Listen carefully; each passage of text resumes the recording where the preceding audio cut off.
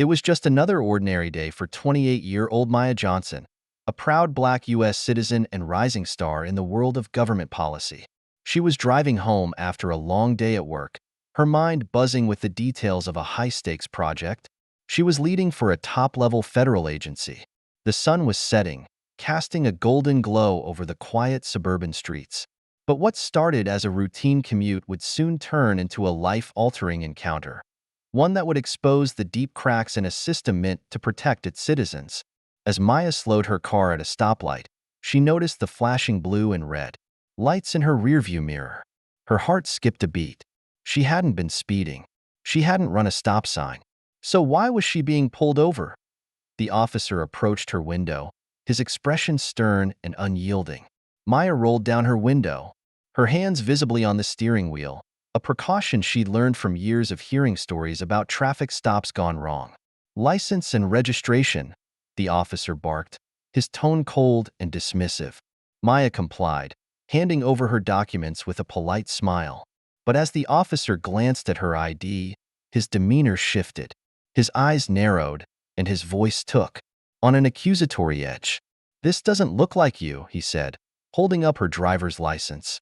Maya blinked, confused. The photo was clearly her, taken just a year ago. She tried to explain, but the officer cut her off. "Step out of the car," he ordered. Her stomach dropped. This wasn't going to be a simple traffic stop. What followed was a series of questions that made no sense to Maya. The officer demanded to know where she was really from, insisting that her documents must be fake. He accused her of being in the country illegally, his voice growing louder and more aggressive with each passing second. Maya's confusion turned to anger, then to fear. She knew her rights, but she also knew how quickly situations like this could escalate. She tried to remain calm, explaining that she was a U.S. citizen, born and raised in Chicago. But the officer wasn't listening. He was convinced she was lying. "We'll see about that," he said, reaching for his handcuffs. Maya's mind raced. She couldn't believe this was happening. Not to her. Not here. As the officer moved to arrest her, Maya made a split-second decision. She reached into her bag and pulled out her government ID, the one that identified her as a senior policy advisor for a high-level federal agency. The officer froze, his eyes widening as he read the badge. For a moment, the tension in the air was palpable. Maya held her breath, unsure of what would happen next. Would he back down? Or would he double down on his accusations? The officer's face flushed with a mix of embarrassment and anger. He stammered, trying to regain control of the situation, but the damage was done. Maya had proven her identity, but the encounter had left her shaken to her core. This wasn't just about a traffic stop. It was about power, prejudice, and the systemic biases that continue to plague our society. Maya's story is one of resilience, but it's also a stark reminder of the challenges faced by so many Black Americans every day. As she drove away that night, her hands still trembling on the wheel, Maya couldn't shake the feeling that this wasn't over. The officer's reaction had been too visceral, too personal. What if he tried to retaliate? What if this wasn't an isolated incident, but part of a larger pattern? And what if the next person in her shoes didn't have the credentials to prove their innocence? The questions swirled in her mind, unanswered and unsettling. Little did she know, this was only the beginning of a much larger battle, one that would test her strength, her faith, and her belief in justice. But for now, the story pauses here, the tension unresolved, the stakes higher than ever. What happens next? That's a story for another day. Maya's drive home that night felt like it lasted an eternity. The streets were quiet, but her mind was anything but. She replayed the encounter over and over in her head, each time noticing new details that made her stomach churn. The way the officer had looked at her, like she didn't belong, like she was a problem to be dealt with. It wasn't just about the badge or the ID. It was about her skin, her hair, her very existence. She had worked so hard to get where she was, to prove herself in a world that often seemed determined to hold her back. And yet, in that moment, none of it had mattered. All he saw was the color of her skin. When she finally pulled into her driveway, Maya sat in her car for a long time, staring at the steering wheel.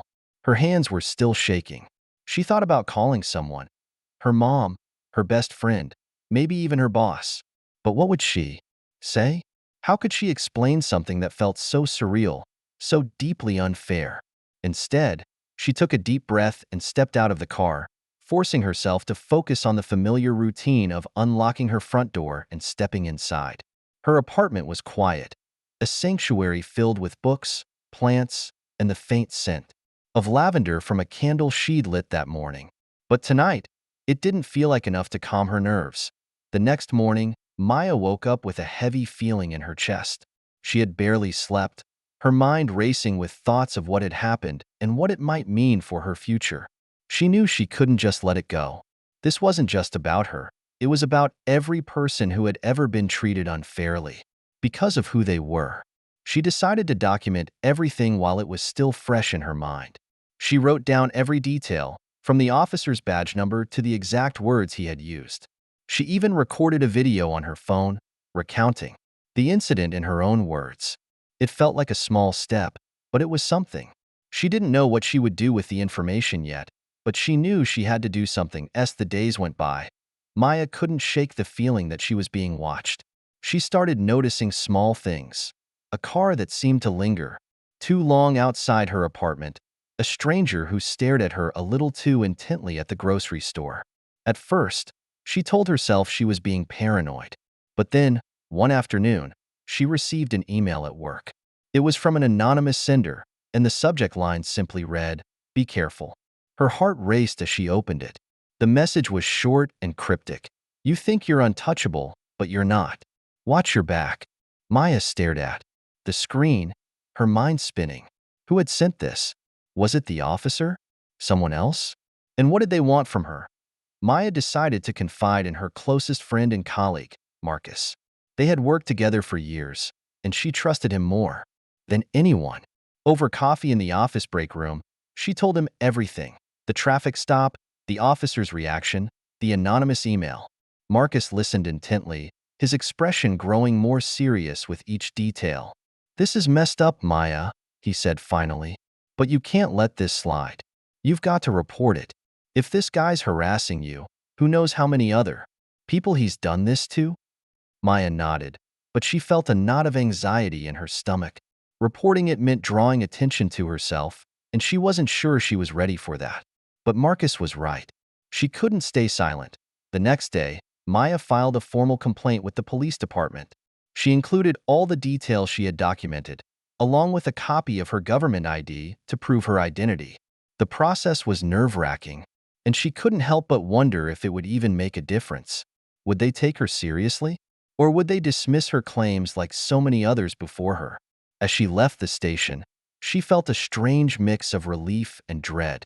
She had taken a stand, but she had no idea what the consequences would be. A few days later, Maya received a call from an internal affairs investigator. They wanted to interview her about the incident. She agreed, but the conversation left her feeling uneasy.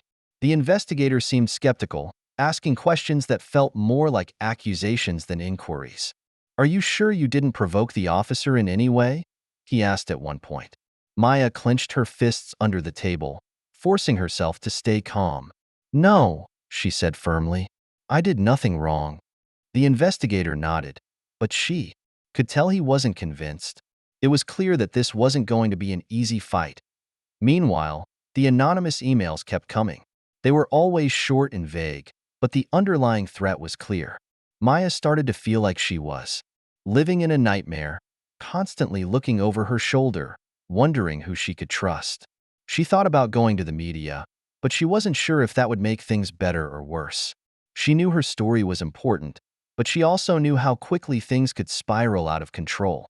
For now, she decided to keep quiet and focus on her work. But the tension was building, and she could feel it in every aspect of her life. One evening, as she was leaving the office, Maya noticed a man standing across the street, watching her. He was wearing a hoodie, his face partially obscured, but she could feel his eyes on her. Her heart pounded as she quickened her pace, heading for the parking garage. She told herself she was overreacting, but when she got to her car, she noticed something tucked under the windshield wiper. It was a folded piece of paper. With trembling hands, she opened it. The message was simple, but it sent a chill down her spine. You should have stayed quiet. Maya didn't know what to do.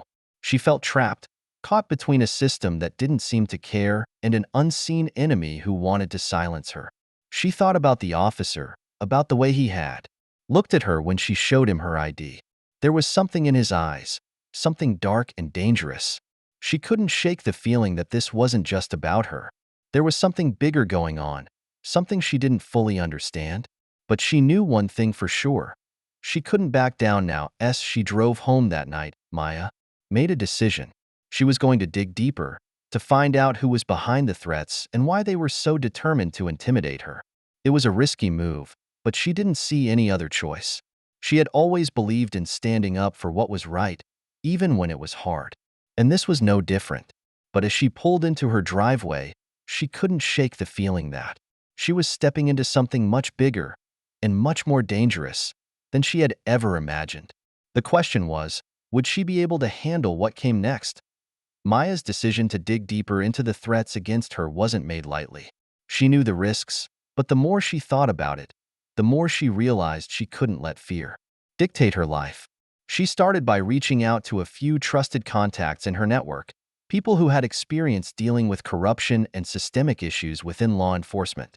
One of them, a former journalist named Elena, agreed to meet her for coffee. Elena had spent years investigating police misconduct, and Maya hoped she could offer some guidance. Over lattes in a quiet corner of a downtown cafe, Maya laid out everything that had happened. Elena listened intently, her sharp eyes narrowing, as Maya described the anonymous emails and the man who had been watching her. "This sounds like more than just one bad cop," Elena said finally. "If they're going this far to intimidate you, there's probably something bigger at play. Maybe a network, or even a cover-up." Maya felt a chill at the words. She had suspected as much, but hearing it out loud made it feel more real and more dangerous. Elena offered to help Maya investigate, but she warned her to be careful. "These people don't play fair," she said.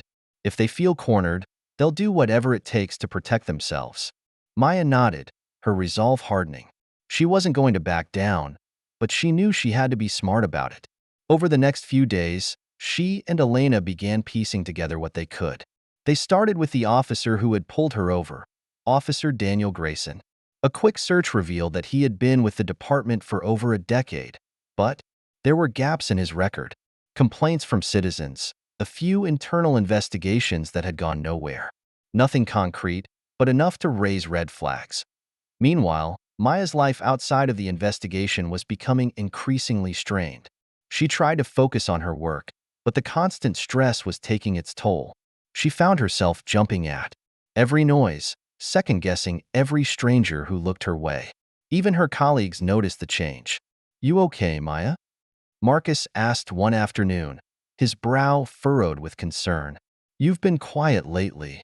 Maya forced a smile and nodded, but she couldn't bring herself to tell him the truth. She didn't want to drag anyone else into this mess. The breaking point came one evening when Maya returned home to find her apartment door slightly ajar. Her heart raced as she pushed it open, her mind flooding with worst-case scenarios.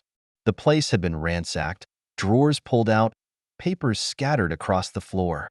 But nothing seemed to be missing. It wasn't a robbery. It was a message. Maya's hands trembled as she called the police, but she already knew what they would say. Without evidence, there was little they could do. She felt more alone than ever. The next day, Maya received another email. This one was different. It contained a single attachment, a photo of her walking into her office building, taken from across the street. The message read, "We're always watching." Maya's stomach churned. They weren't just trying to scare her anymore. They were showing her how vulnerable she was. She forwarded the email to Elena, who immediately suggested they take it to a higher authority. "This is stalking, Maya. It's illegal. We need to escalate this." But escalating things came with its own risks. Maya knew that if she went public, her life would change forever. She would become a target, not just for the people threatening her, but for anyone who disagreed with her. She thought about the countless stories she'd heard of whistleblowers and activists who had been vilified, harassed, or worse. Was she ready for that kind of scrutiny? And even if she was, would it make a difference? As the days turned into weeks, Maya found herself caught in a web of uncertainty. Every lead she and Elena followed seemed to hit a dead end. Officer Grayson had gone on leave, and the department was tight-lipped about why. The anonymous emails continued, each one more menacing than the last. And then there was the man in the hoodie, the one who had been watching her. He hadn't shown up again, but Maya couldn't shake the feeling that he was still out there, waiting. One night, as she sat alone in her apartment, Maya made a decision. She couldn't do this alone anymore. She needed help, real help. She picked up her phone and dialed a number she had been avoiding for weeks. It rang twice before a familiar voice answered. "Mom," Maya said, her voice breaking. "I need you." For the first time in weeks, she allowed herself to cry. Her mother listened quietly, offering the kind of comfort only a parent could. "You're not alone, baby," she said finally. "We'll get through this together." But even as Maya felt a glimmer of hope, she knew the hardest part was still ahead. The threats, the intimidation, the unanswered questions, they were all pieces of a puzzle she was still trying to solve. And somewhere out there, someone was determined to keep that puzzle from being completed. Maya didn't know what the future held, but she knew one thing for sure. She wasn't going to let them win. The question was, how far was she willing to go to uncover the truth? And what would it cost her in the end? The answers were still out of reach, hidden in the shadows of a system that seemed determined to protect itself at all costs. But Maya wasn't done fighting. Not yet.